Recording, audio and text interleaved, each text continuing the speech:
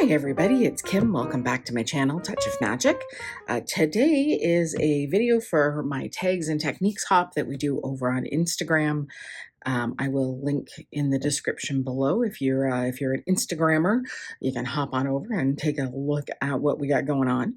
This month, every month we do a different tag. The idea is that every month we're going to try a different technique and see what we get. And at the end of whenever this is, we'll have a whole collection of ideas that if you're stuck and your mojo needs a little boost, refer to these and they're going to give you some ideas. So for this month, we're doing a technique inspired by Gina K Designs. And Gina does where you ink up a stamp block and then you stamp with it. So that's what I'm doing. As you can see, I have been playing. I really wasn't sure how it was going to work. I haven't done this myself yet until today. These are all my samples. So I started out with this one, which is just on Hammermill 100 pound cover stock. It works okay. It's dried better than I expected, but it does, the water does warp it. But you know, that's what good adhesive, and you can always flatten it in something heavy. So I've switched to watercolor paper. I've tried a whole bunch of things here, and what I have found is that both techniques work. You can use any kind of paper, and it does. I was really worried until this started to dry back, and then it's got kind of a neat look. And this was my practice. I was trying different amounts of ink, different pressure, how much water. But you know what? It still makes a neat panel, and I can cut it up into 4 and make some neat backgrounds. It's going to be great. So what I decided is that I have these inks from Hero Arts. I got their My Monthly Hero for several years, and I have a collection of these, and I love them where there's multiple colors in one ink pad.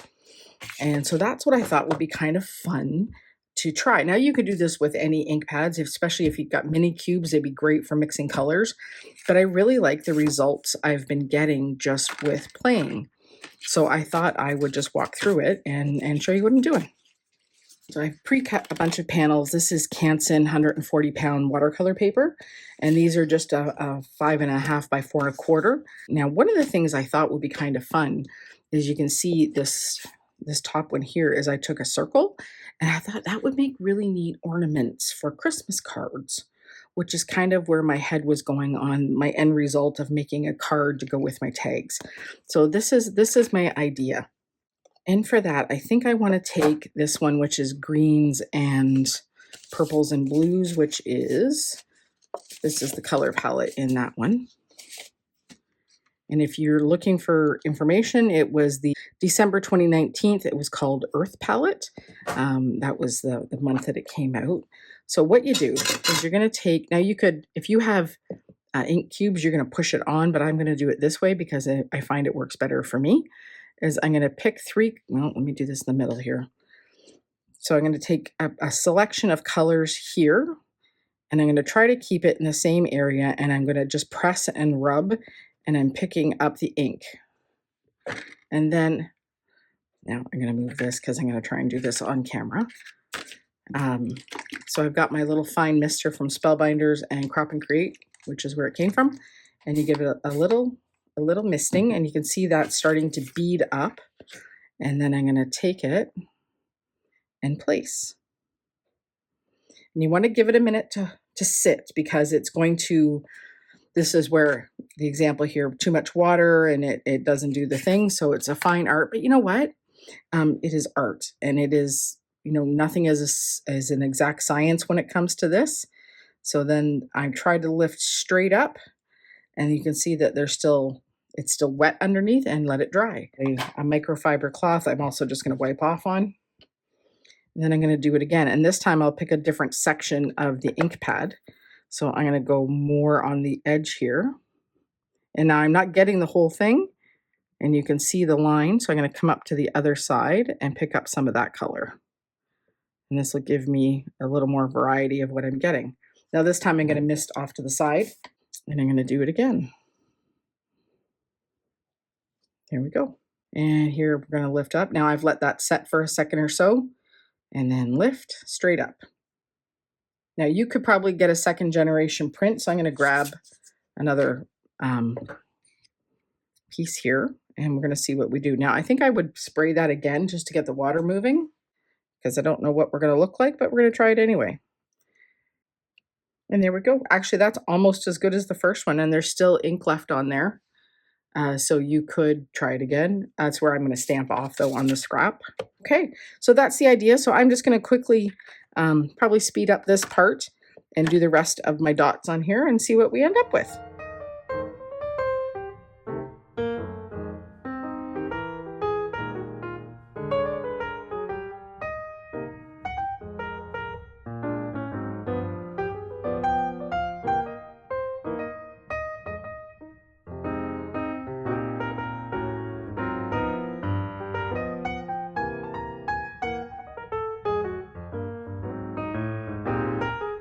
Alrighty, so you can see here, this one doesn't have quite enough water on it. I could have resprayed and put it back on top, but I didn't want to smudge the circle. And this one I've got a puddle, so I'm just going to take a tissue that I've already done this with, and I'm just going to kind of soak that up and in, so it's not as puddly. Puddly? New word. So there we go. So that gives, I think, the idea of how all of that works. I'm actually going to try it. Okay, just do it. We can do it. It's just, worst case scenario, it's just paper, right? And we can redo things.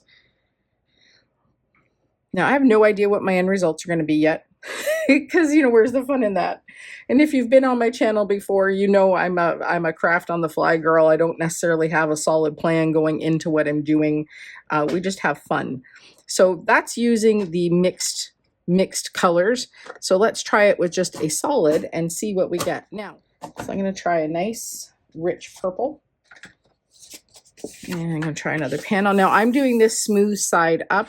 You could always do your textured side as well, but oh, I just smeared all over that. Okay, that's what cropping is for. Clean hands. So let's try. Okay, I'm going to try this one. This is just a fun shape. This is from Crop and Create a couple of years ago. I'm never sure what year they are. So let's try this one. Beautiful rich color. And maybe I don't want one color. Okay, and same color family, I'm going to go up a shade. This is the violet. And these are the Pawsitively saturated inks from Simon Says Stamp. So they are dye inks, which means they will react with water. And the nice thing about that is that a little bit of water will get rid of the demarcation line here. And no, I don't know why I shake that. All right, ready? I'm going to aim for the middle here. And let's see what we get. There we go. Okay, now I did let that sit for just a little bit of time. You can see it's still wet underneath by the way that's pulling up. And I'm just going to lift straight up and see what we get. Now that didn't get as much blendy as I might have thought. That might have been too much water or just the nature of the ink. It's the first time I've tried it with that. And that's okay. Now what you could do as well, if you wanted to, is I've got a water brush with a little bit of water in it, and you can pick that up and move it back into those empty spots if you want to. I mean, you don't have to, because there's art in the imperfections. But, you know, I was kind of looking for a two-tone out of this, so this gives me more of that ability to kind of control the look I was going for. And because it is, see, should have left it, now it went outside the line. But that's okay, it's not about perfect, as I tell myself often. All right, we're gonna let that dry to the side. Alrighty, I don't know if this will work, but we're gonna try it. I have this metallic ink. This is also a bit of a pigment ink. And why not? Give it a go. I'm gonna do the same idea. I'm gonna hope that it moves. And I'm wanting a variation here. This stuff is gorgeous. I love this ink. So there you go. You can see. And now we're going to give it a spritz off here. And aim for the middle. Try not to get ink everywhere. Yeah, my hands are really inky after all of this. Now, because I'm using a full-size panel here, I can also crop it down as needed. Alrighty, let's see what we get.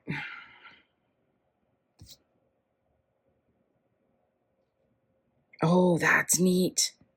Oh, that's really neat. Oh, I like that a lot. Alrighty. And there's still ink on there, so you know that means I have to try and use up the rest of it. Look at the neat texture. All right, one more.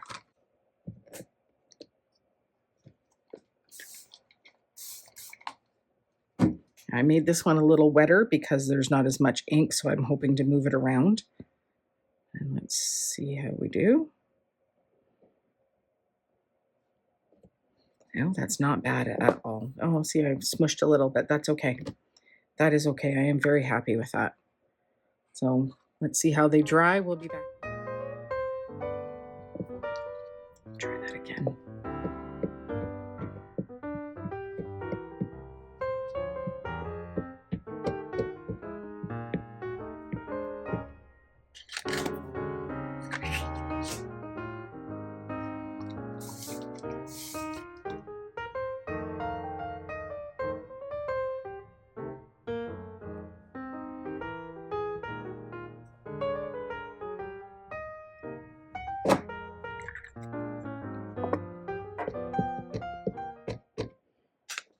Okay, so for this one, I'm adding a little silver to the top. This is what happens when I get trying a technique. I just have to keep going and going until I have 1,000 pieces of it, because that's how I learn. So I'm leaving this one with what was on it for the last blue one I did. Added some of this champagne colored one that's fresh ink, and let's see what we got.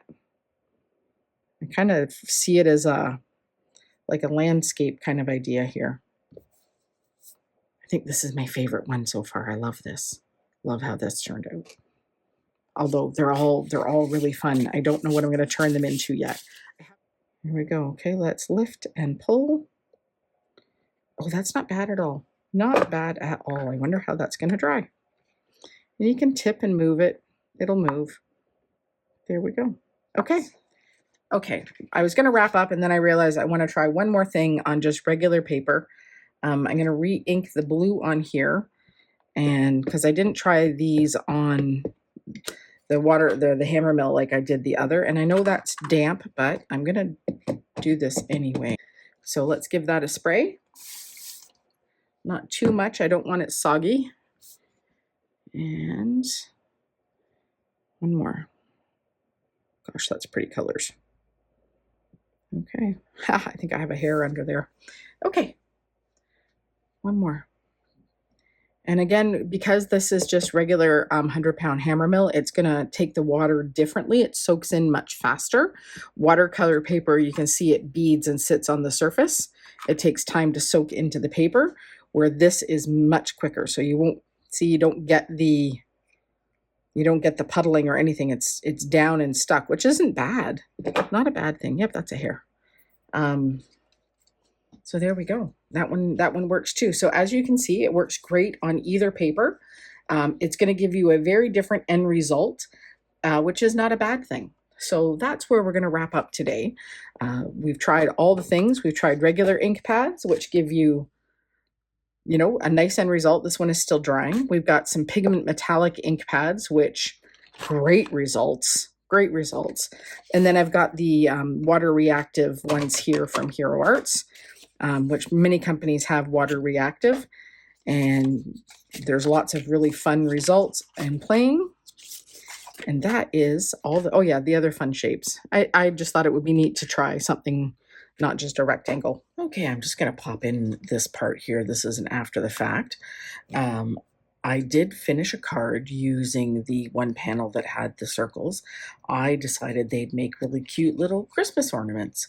So what I did is I had some extra strips of watercolor paper from trimming stuff down, and I painted them with the same gold here that I painted the background. And I used a gel pen to color in the tops of the ornaments. This is all just very loose, artsy kind of style. And I used a Sharpie to trace the ornaments and draw strings. So I wanted to keep it really simple, just to focus on the designs. For the sentiment, I wanted something just really tiny to fit in here, and I found this one here in the Penny Black Believe stamp set, which, as you can see, is a really well-used stamp set in my stash. I love this a lot at this time of year. So that's everything. And again, thank you for being here. I appreciate you taking time to pop in and craft with me. I hope this inspires you to create. If you have found it inspiring, please, thumbs up is always appreciated. And if you haven't yet, you're welcome to subscribe. And if you do subscribe, you can also ring the notification bell that'll let you know the next time that I'm posting a video. I will post links for anything that I can in the description below. My links are affiliate links, which means that when you shop through my links, I earn a small commission, which helps to support my channel and is truly very appreciated. And we'll see you again soon in the next video, and I hope you find some time to craft. See you, bye.